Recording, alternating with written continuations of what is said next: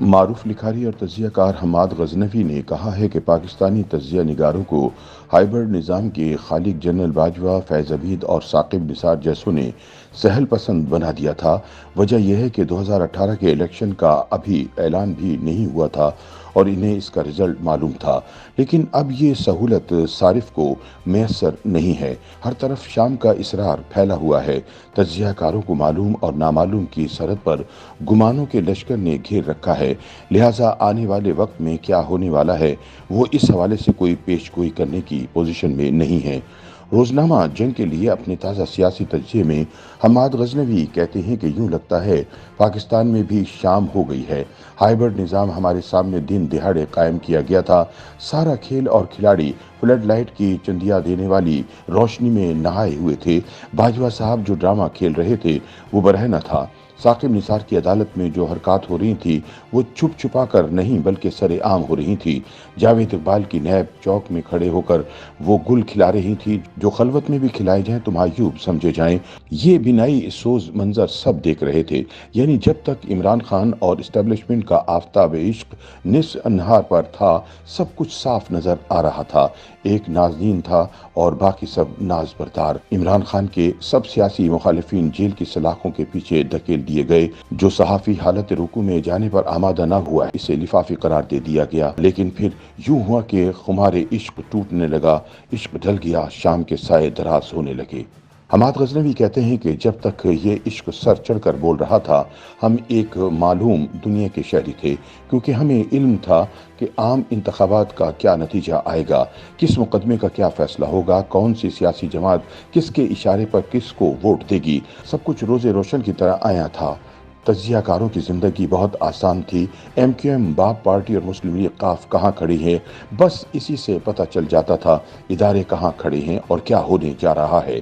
لیکن اب صورت احوال کچھ یوں ہے کہ باپ پارٹی، ایم کیو ایم اور قاف لیگ ایک دوسرے کی طرف پشت کیے کھڑے ہیں۔ ایسے میں کس کو سمجھ آ سکتی ہے کہ ادارہ کہاں کھڑا ہے؟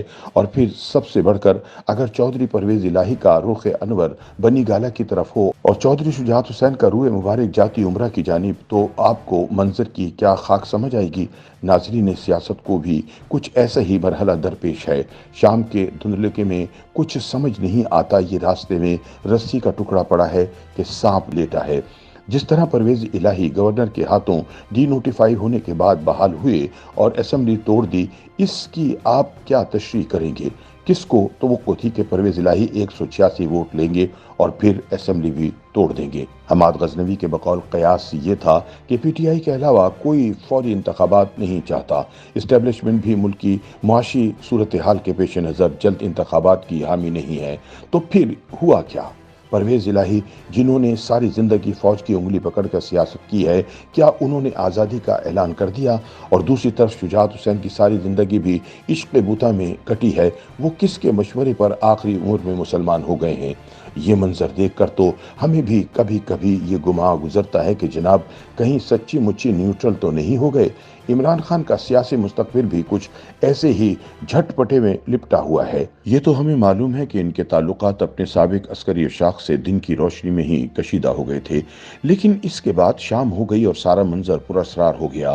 اب کسی کو نہیں معلوم کہ عمران خان نااہل قرار پائیں گے، اپنی پارٹی کی صدارت سے بھی ہٹا دیے جائیں گے، جیل جائیں گے یا دوبارہ وزیر اعظم بن جائیں گے۔ 4-5 سال پہلے ہمیں معلوم تھا کہ عدالت بنی گالہ کی منی ٹریل پر آنکھیں بند کر کے یقین کر لیں گی اور پھر ہو بہو ایسا ہی ہوا، مگر اب کسی کو نہیں معلوم کہ کیا ہونا ہے۔ ہر طرف شام کا اصرار پھیلا ہوا ہے، ہمیں معلوم اور نامعلوم کی سرحد پر گمانوں کے لشکر نے گھیر رکھا ہے، لہٰذا آنے والے وقت میں کیا ہونے والا ہے کچھ نہیں کہا جا سکتا۔